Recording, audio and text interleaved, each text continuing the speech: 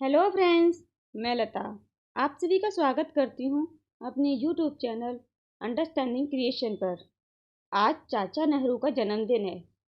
आओ दोस्तों, उनको याद करते हैं और उनके बारे में कुछ बातें याद करते हैं। सरदार पटेल और पंडित नेहरू आज अलग अलग पन्नों में दिखाए जा रहे हैं, मगर यह इतिहास नहीं। हाँ, गहरे थे उनकी मतभेद, पर सरदार ने कहा था जवाहरलाल हमारे नेता हैं।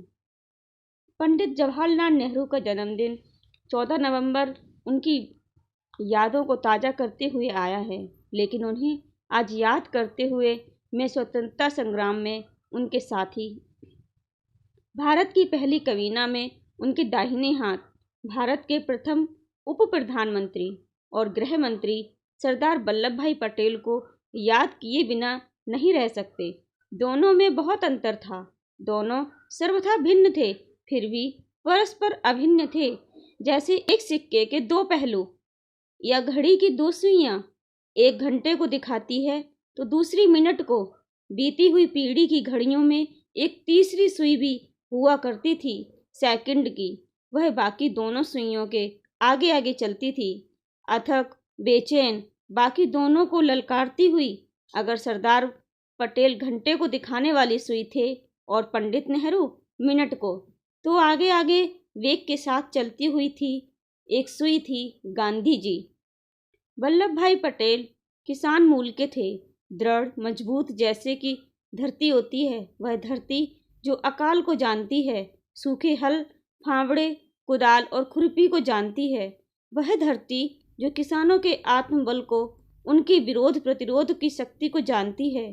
खेड़ा 1918 और बारडोली 1928 में उन्होंने अंग्रेजी हुकूमत को दिखा दिया था कि आत्मबल की शक्ति क्या होती है। तभी उनको सरदार की संज्ञा मिली।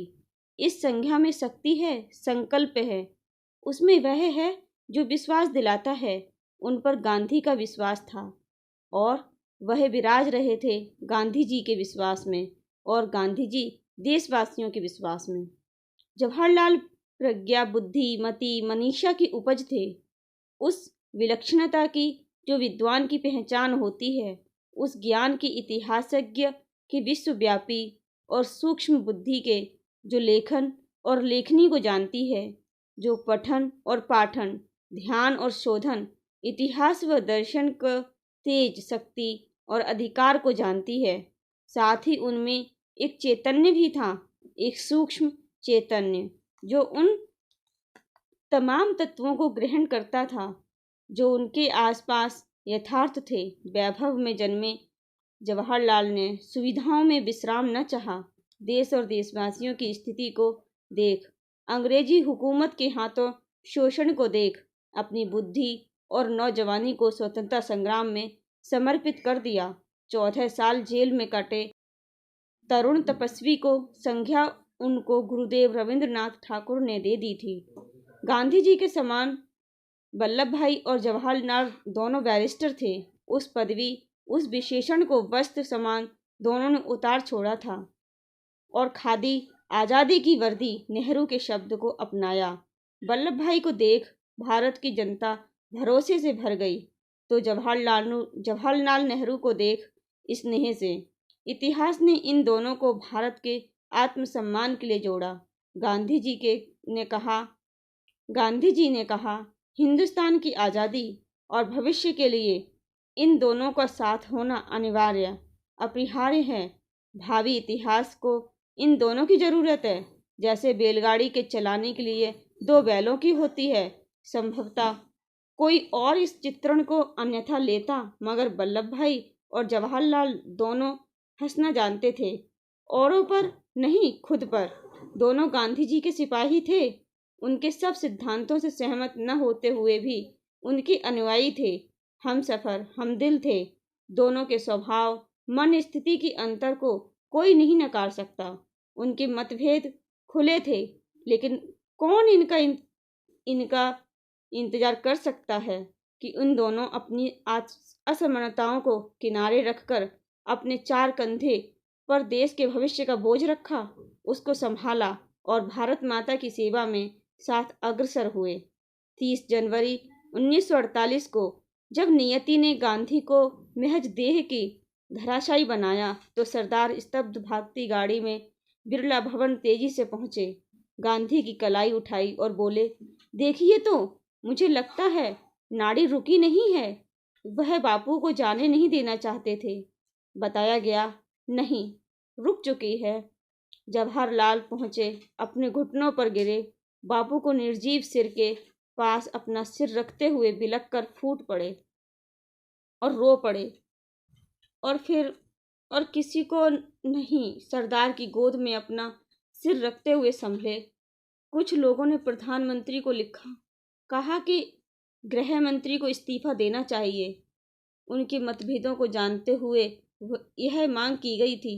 वल्लभ भाई को जवाहरलाल नेहरू ने लिखा, आपके व मेरे मतभेदों को कुछ लोग बढ़ा चढ़ाकर अफवाहें फैला रहे हैं। इस धृष्टता को हमें रोकना चाहिए। सरदार ने जवाब दिया और लिखा, आपके पत्र से मैं द्रवित हूँ। हम देश के काम में साथ ही रहे हैं। हमारे परस्पर प्यार ने हमें देश को हित में जोड़े रखा है। जब 1950 में सरदार पटेल का निधन हुआ, वह 75 वर्ष की उम्र के थे, और जब 1964 में जवाहरलाल नेहरू का निधन हुआ, वह भी 75 के थे। 75 भी कोई उम्र होती है जाने की? काश वे 80, 85, 90, 95 तक तो रह होते। हमें उनकी जरूरत थी। सरदार पटेल और पंडित नेहरू आज अलग अलग पन्नों में दिखाए जा रहे हैं। यह इतिहास नहीं। हाँ, बहुत थे गहरे उनके मतभेद, लेकिन 2 अक्टूबर 1950 को सरदार पटेल द्वारा कही गई बात आज हम फिर पढ़ें। मुझे उप प्रधानमंत्री कहा गया। मैं अपने को उस भूमिका में नहीं देखना हूँ। जवाहरलाल नेहरू हमारे नेता हैं। बापू ने उनको अपना वारिस कहा था। बापू के कहे को मानना, उनके सिपाहियों का धर्म बताना, जो है अपने दिल से नहीं करता है, वह भगवान के सामने पाप करता है। क्या ऊंचाई है इन वाक्यों में, और कितना प्यार। आज हमें कबूल करना होगा कि बरसों तक कुछ नेहरूवादियों ने सरदार पटेल को दरकिनार कर रखा था। कितनी अल्प बुद्धि थी इतिहास की अवज्ञा। इस पर सरदार पटेल हंसते हुए और गुजराती में कहते हैं, रेवा दे, जवा दे, रहने दे, जाने दो। नेहरू के समय में भी यह प्रवृत्ति थी। उसको रोक सकते थे, नहीं रोका। क्यों? इसका उत्तर मेरे पास नहीं, पर यह जरूर कहूँगा कि 1975 में अगर वह होते तो सरदार की शताब्दी को पूरे दिल और दिमाग में मनाते। जवाहरलाल नेहरू के जन्मदिन पर मैं सरदार के विशाल व्यक्तित्व को प्रणाम करते हुए हमारे तरुण तपस्वी की सुनहरी यादों को सामने गुलाब बिछाता हूँ। प्रधानमंत्री नेहरू के अवसाव पर हमारे सांसदों ने श्रद्धांजलियां अर्पित की। उनमें एक अमर रहेगी। अटल बिहारी वाजपेयी ने कहा था, सूर्य अस्त हो गया है, अब हमें सितारों की रोशनी से अपना मार्ग ढूंढना होगा। चाचा नेहरू और बाल दिवस की हार्दिक शुभकामनाएं। इसी उपलक्ष्य में आप सभी को कविताएं सुनाने जा रही हूँ। आइए कविता सुनते हैं। इस दिन हम सब बच्चे मिलकर गीत खुशी के गाते, चाचा नेहरू के चरणों में श्रद्धा सुमन चढ़ाते। बाल दिवस के इस अवसर पर एक शपथ यह खाओ, ऊंच नीच का भेद भुलाकर सबको गले लगाओ। नेहरू चाचा तुम्हें सलाम, अमन शांति का दें पैगाम। जग को जंग से बचाया, हम बच्चों को भी मनाया, जन्म दिवस बच्चों के नाम। नेहरू चाचा तुम्हें सलाम। देश को दी हैं योजनाएं, लोहा और इस्पात बनाए, बांध बने बिजली निकाले, नहरों से खेतों में हरियाली। प्रगति का दिया इनाम, नेहरू चाचा तुम्हें प्रणाम।